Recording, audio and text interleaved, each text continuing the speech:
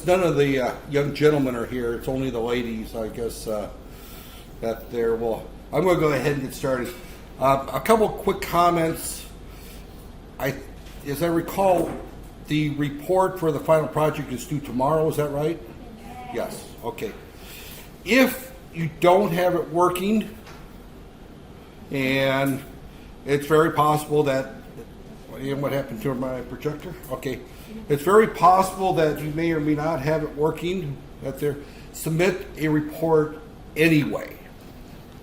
Do not just ignore submitting the report. It doesn't work, I'll take a 0 for it. No, don't do that. That is a big mistake. Write up what you've got, show what code you've written, tell me what's working, what's not working, tell me what problems you've had, but write a report. There's obviously no need to submit a video. But do not ignore submitting that on the e-learning, because it's worth 10, 20 points, and even if I only gave you 30 out of 100 points out of it, that's points you would not get otherwise. So please do submit a report whether it's working or not working. And it is totally possible to end up with, let's say it's worth, I'm going to use a scale of 100 points right there. It's totally possible to get 80 out of 100 with it not working. So be sure that you submit the report regardless of whether it's working or not working. And pass that on to your classmates. Also a reminder that you're supposed to submit a report per person right there. So I am going to end up with a problem as I go through over this weekend. I've got a lot of grading to get caught up over the weekend and the first part of revision week, trying to get all the grades in that I've not done very well with during the course of the session. If I don't see a report submitted in a particular's name, I'm going to end up putting a 0 down. So be sure you've got something submitted and there's a firm deadline. It's going to cut off. After tomorrow night, Saturday morning, you try to submit it, it will not take it, and you end up with a 0. So it is very. And let me check here real quick here. Work KL. Let me check here real quick. And do I have internet? I should have internet.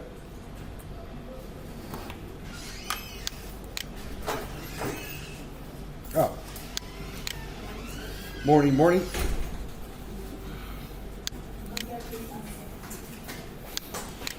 Got there. So don't be fighting over seats here.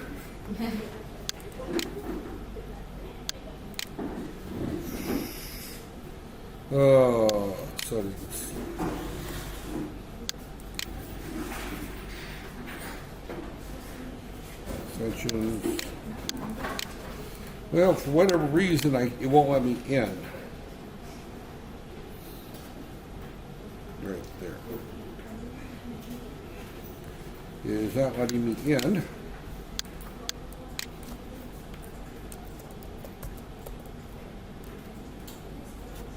Nope.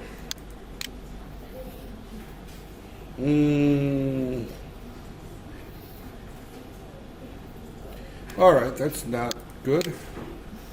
Do I have another browser? Does anybody ever use Edge? Right there.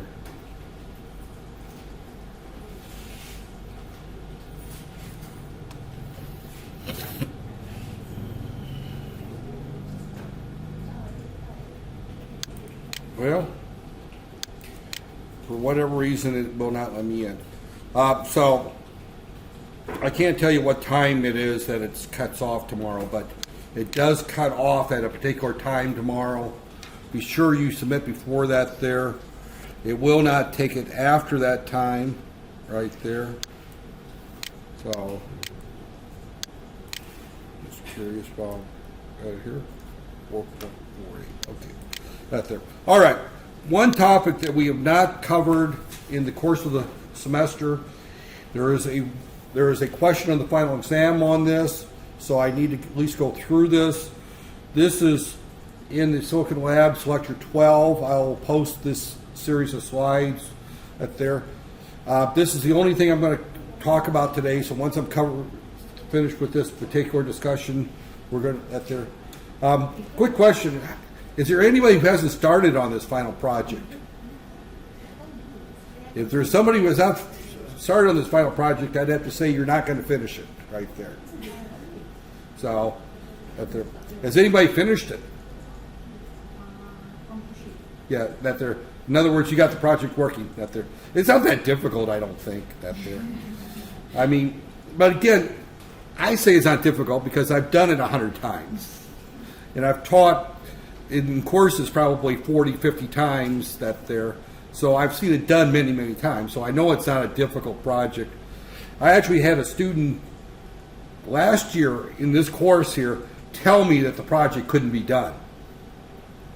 You know, and I had to laugh at it was a him. I had to laugh at him and said, yeah, you and about, you know, you're going to disagree with about 300 other students that I've had over the last 5 years I've done this project on this processor that all got it done within about 6 hours, and you're telling me that it's impossible to do this project.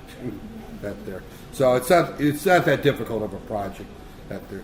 But it's a learning process. You did learn something from it that there. So there. And you should be able to see from that project that it could be extended to almost any piece of electronic equipment or system that you want to control. It's a very, the design process can be extended to multiple types of projects right there. Okay. Our board has, and part of it is because that our scheduling of our classes made it too easy to skip classes this semester, plus I did not cover everything extremely there. I do have a lab that I should have made you do on this particular subject, and we did not do it at there. But the analog to digital conversion at there, I'm going to spend about 30 minutes talking about this. This could be an entire semester's course right there, this subject area that there. So, okay. Analog digital converter basically means that I've got an analog signal that goes into it, and as you can see, my pen is useless on this particular screen right there, is that with analog to digital converters, there's also digital to analog converters right there. So that there, most of the time when we're dealing with a microcontroller situation, we're going to be reading an analog signal and converting it to a digital number for processing. There are situations where we're going to be looking at digital numbers that we calculate, which we want to convert back. You know, an example of that would be, for example,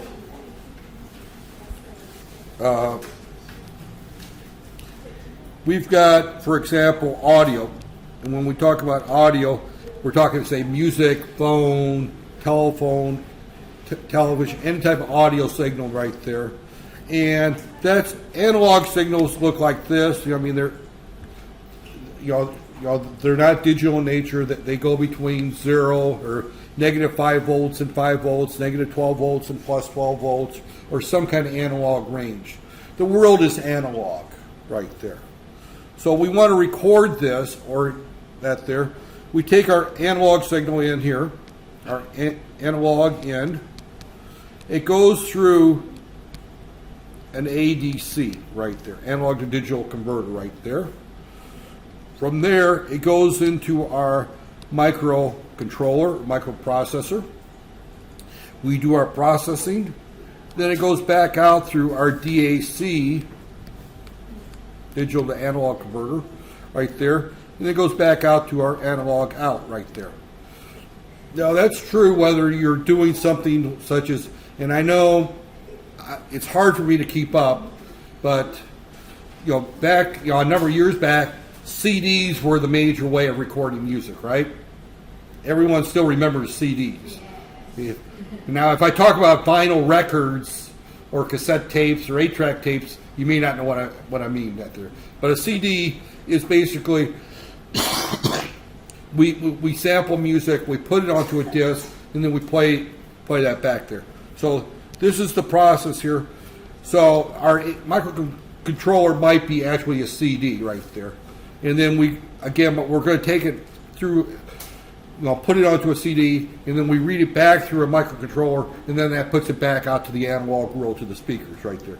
Now, if we're talking cell phones, we're talking about converting it to a digital signal through our microcontroller or microprocessor. It's transmitted through the airway digitally. That they're almost all cell phone communications today are digital.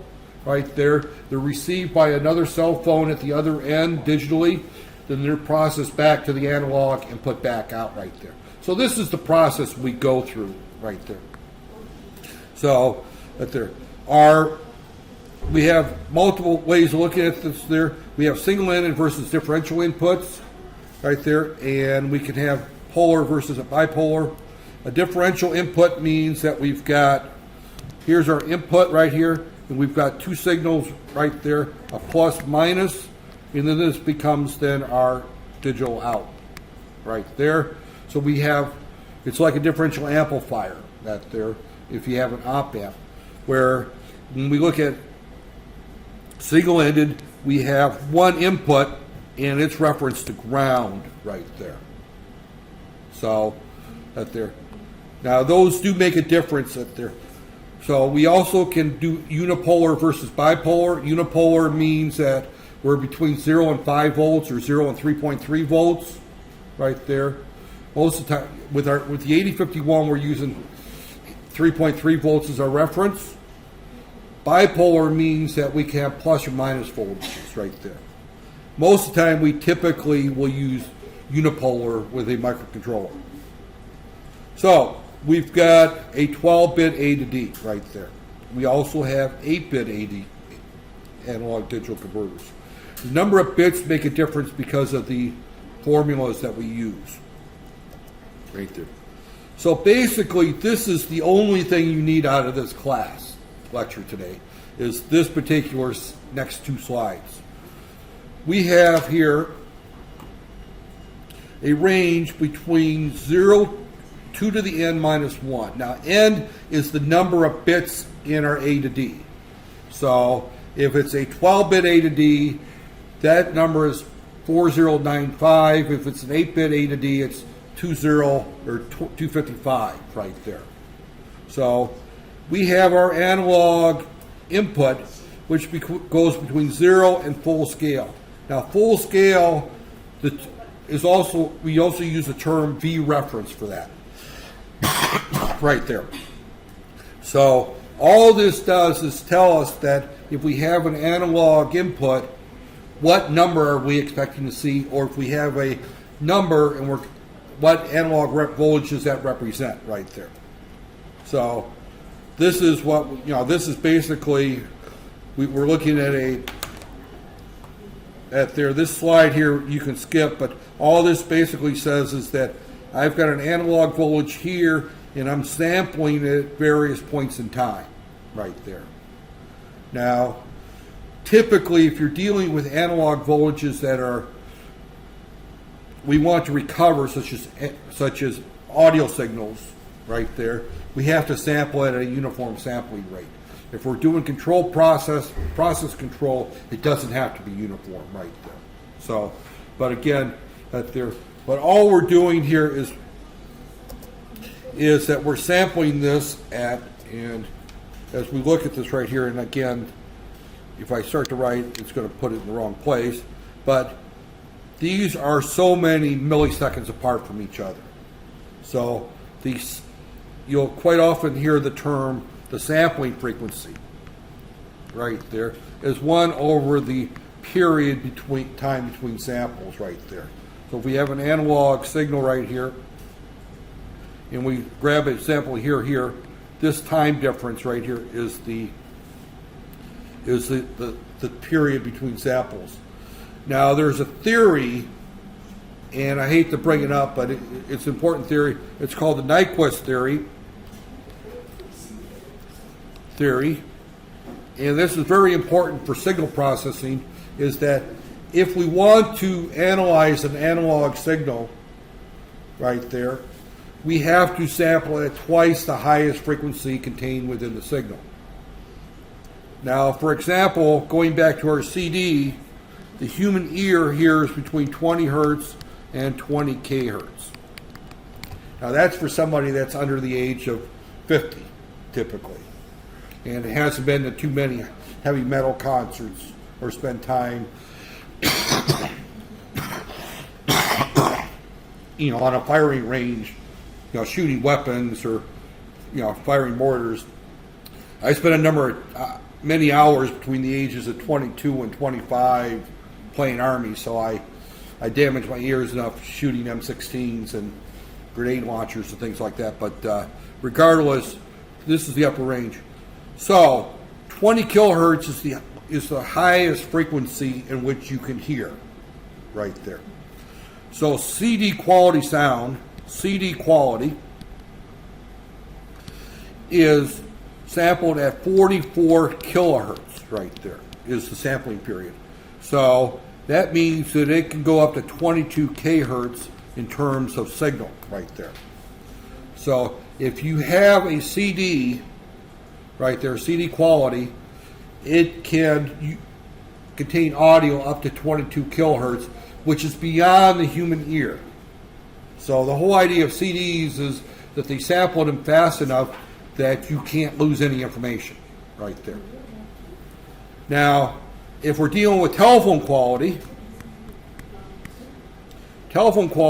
is only 8 kilohertz sampling speed. So it's limited to 3 kilohertz is what they limited that there. So if you tried playing music over a landline phone, it's only got a 3 kilohertz bandwidth. It's not going to sound very good, right? That there. So again, we're dealing with this discussion right here. That's not going to be on the final exam. That there, the Nyquist theory. It is in some courses I teach, but not on this course. Right there. So again, the ADC range is affected by the reference voltage right there. This is what we're looking at right here in terms of a single-ended. We've got right here is our analog in right here. Right there's our analog in. This is our reference voltage, which normally is 3.3 volts right there, and we get a digital out right there. So this is basically if we have to do a monitor down, that we don't need to do that. This is a differential where we have two inputs right there, right here. So again, we're not worrying too much about that right there for this one. Then we've got bridge measurements. Again, what we're looking at here is we're measuring a voltage off of a digital bridge for something like a strain gauge or that there. But again, we're looking at analog voltages in. For the sake of this exam, the code word is right there, is that our output right here. This is the formula that you need to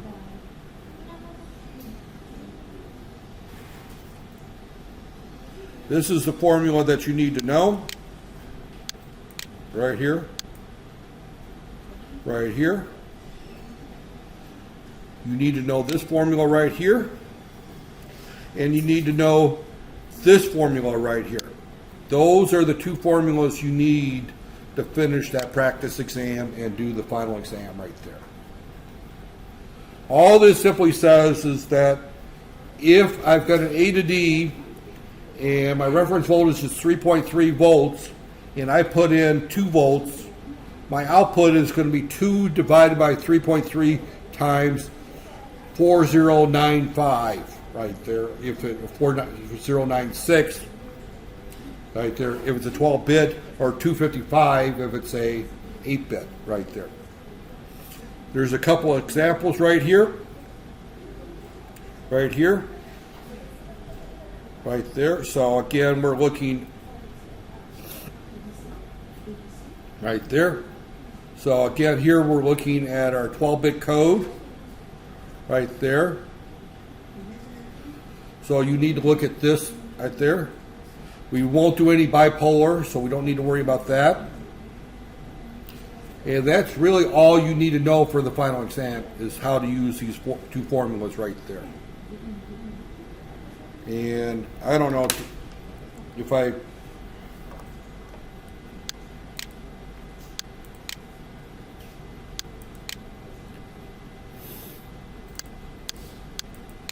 did I post the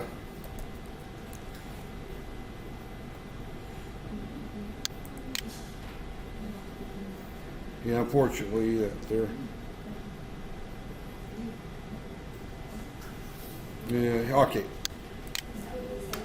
I just want to bring up the practice final just to kind of point out the questions that are on this right here. I'm not going to work them, but I'm going to just kind of go through that there. Question 1, we've already talked about. Question 3, okay, this one you need to do some research on right there. You know, one is, this is a single approximation that there. I'm not, you know, that's one that you need to research that one that there. And I can tell you fairly straightforward, that's going to be on the final exam, so make sure you look up the answer. B, we have 18 analog inputs and 180 to see how does this work.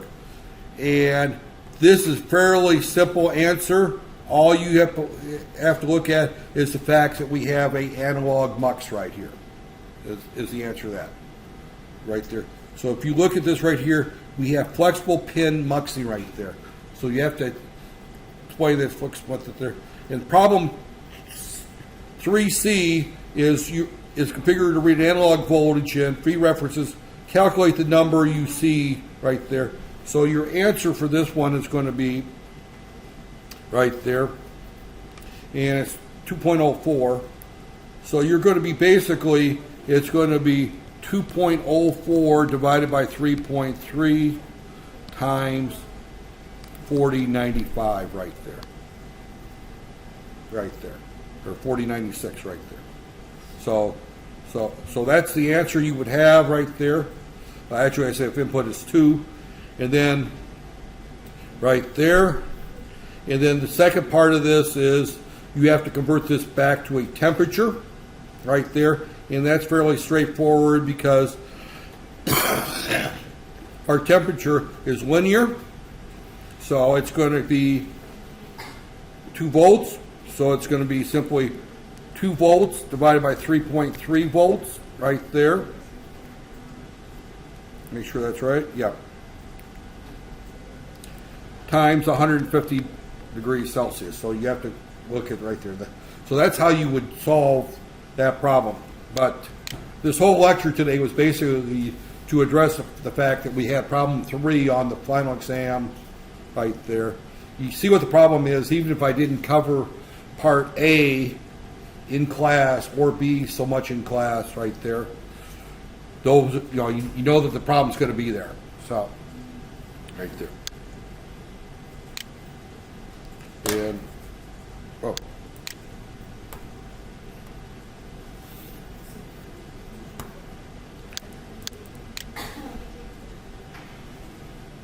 And again, we look here is that it's got right here.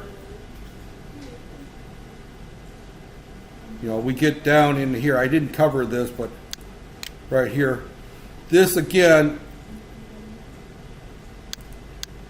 is an example right here. But if you look at this particular drawing right here, you can see what I mean by here's our 8 pins coming in. It's going to 8 to 1 analog mux, and there's only one analog digital converter right there. So this goes through all the steps. This goes through programming. I'm not going to go through that since we don't need to worry about that there. The clock frequency. This is our analog mux sensor. So again, the answer that the part A is the analog mux right there. And then you need to also do some research on what is meant by SAR, right there. A hint on that is that it operates very similar to something called a binary search, right there. And a binary search means that I've got an array of information here, and I'm looking for a particular person in this array, and I know this array is sorted. I start at the middle, and I see, is it above or below that? All right, it's below that, so then I start in the middle of that part. Then I'd go to the middle of this part right here until I find it right there. So a binary search, a successive is that we've got a comparator right here. This is coming from a binary counter. This is our analog in right there. This is our output right there. And what this does is this starts at 2047, for example. All right, is it below or above? If it's below, then we change this number to 2023, and we look below, and we just keep searching until we get the right number right there, until they're equal to each other right there. So this is but I want you to do some research on what is meant by SAR right there. And as if I recall,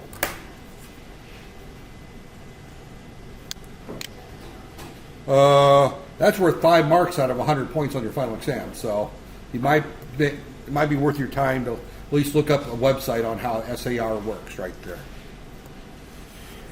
B is just simply the analog mux. You just need to explain to me that it uses the analog mux. It's in those slides right there. And right there. So matter of fact, let me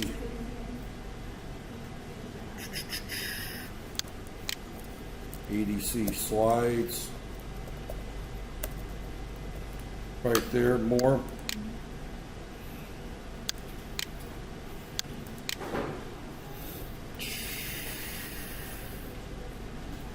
And